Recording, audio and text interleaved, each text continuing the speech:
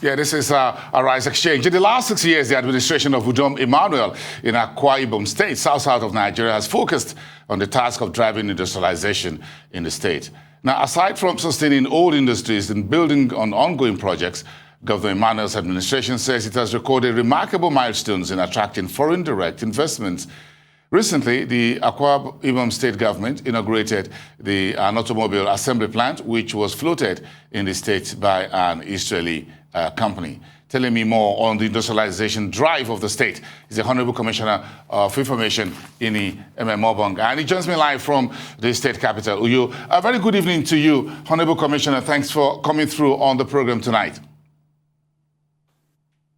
Good evening. Glad to be here. Thank you. How much progress has Governor Udom Emmanuel made in the pursuit of industrialization of the Akwa Ibom state?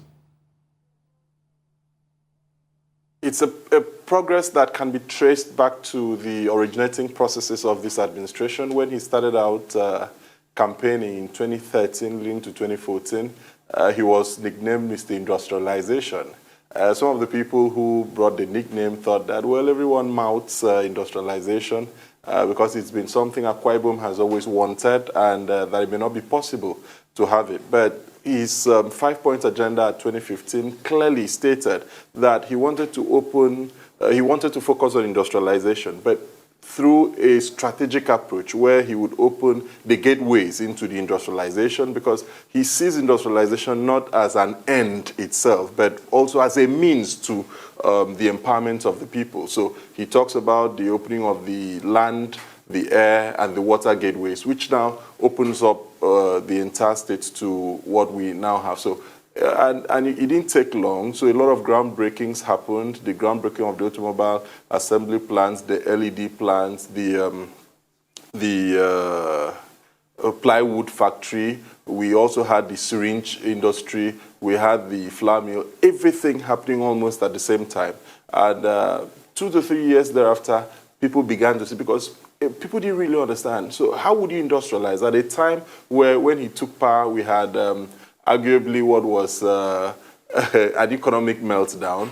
So people were saying, how would people be investing in your country when the macro and micro economic indices were all facing south? But he said, he came up with the Dakada philosophy, which says that we believe in the greatness that is embedded in the Akwa Ibom person, and that Akwa Ibom people must rise to the fate of their greatness. So it took that whole process. He was having road shows in critical investment destinations in the world, and today, as we speak, the flour mill here produces one of the best flour mill in the country, and economic activity is ongoing there.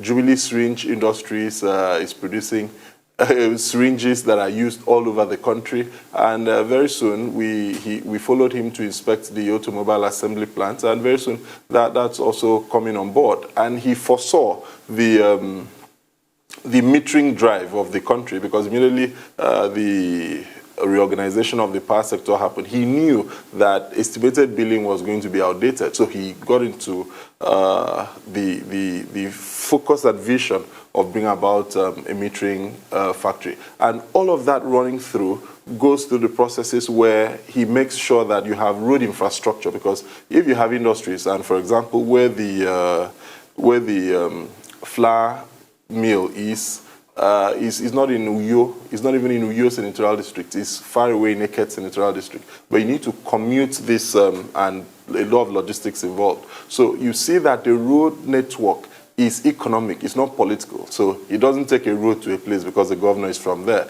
It doesn't take a road to a locality because the commissioner is from there. But that road becomes a part of helping the industrialization. So when you look at the road network that has been done to aid the industries, because the investors need to find a way to get to where they are going to. Ibom Air also came in as the icing on the cake. So people can come to Akwa Ibom in the morning, do their businesses, and off they go. Because you know that the repatriation of capital is a critical consideration in the mind of every investor. And so and you know that before coming here, his background, he's had decades in investment banking. So he came with his investment banking disposition and has turned the whole state into a large business environment where things are happening. Interesting about what Governor Emmanuel is achieving, but what has been the impact of this industrialization drive on the economy and the people of Akwa Ibom? Absolutely. The first thing you're going to look at is the fact that our people have gotten employed. Today, if you board Ibom Air, you're going to find that we have indigenous cabin crew. When Ibom Air landed, you had our indigenous pilots coming in. Now, the availability of these things alone, things that people only heard, our people only heard about, and very few, because as things come closer to you, the epiphany, the realization of the fact that you can partake in this industry comes nearer to you. So I grew all my life in Akwa Ibom and I've been around. I can't remember people, you know, being an air hostess or being an air attendant being a popular demand, you know, around here. But now almost everyone, because Ibom Air is here and the opportunities are there. When you look at the fact that in each of these industries that he brings, he consciously makes sure that there is technology transfer. So, for example, in the bamboo to tissue paper factory that he brought, the only person who is there who is an expatriate is just one person who is the managing director. The rest of the people who run the line are indigenous people, and therefore there is technology transfer. And you know that that technology of converting bamboo to tissue paper, we are the first in Africa that are doing that, and those tissue papers are running. So these things, away from technology transfer, away from the employment, the fact that it is helping the local economy. So where these industries are sited, they begin to create a market for themselves, because even the people who are working in the industries, they would need accommodation. So the houses that ordinarily... I love what you're saying. Just when I haven't flew Ibom Air, but when I do, make sure you have your local food, indigenous Akwa Ibom meals served in flight.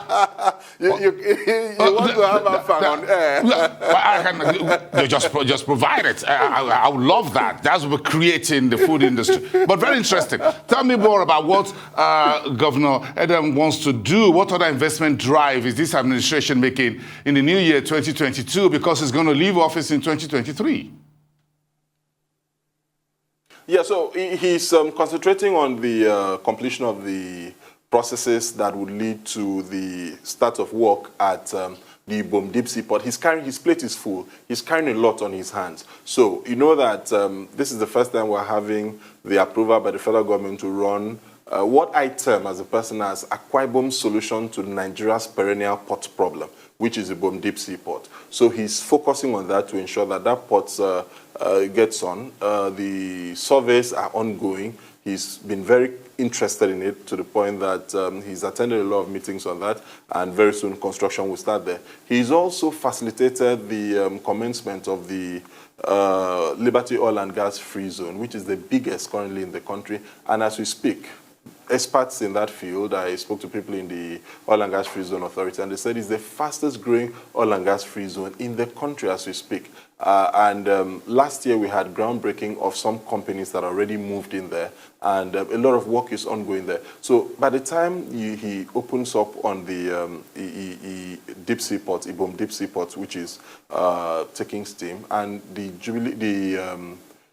Liberty Oil and Gas Free Trade Zone, and these are contiguous. All of them are contiguous, all opening up to the Atlantic Ocean. You are now going to discover that people insist that what makes Lagos, apart from other things, is the fact that the port is there. So you're going to have a huge traffic. Already as we speak, a lot of people have realize that Akwa Ibom is a destination for business. And so the impact on the microeconomics and the people is already there. So by the time he's concentrating on that, he's concentrating on concluding roads that will also help expand so that investors can get to where their investment potentials are.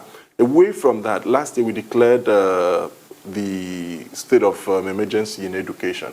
And what he's doing from primary to tertiary levels in education, he's making sure that we can provide manpower for these people, because the people are here already. They are arriving here. He wants his people to partake. So he's focused on investing in the Akwa Ibom State University, in science and technology, in marine sciences, so that people can take benefit of it.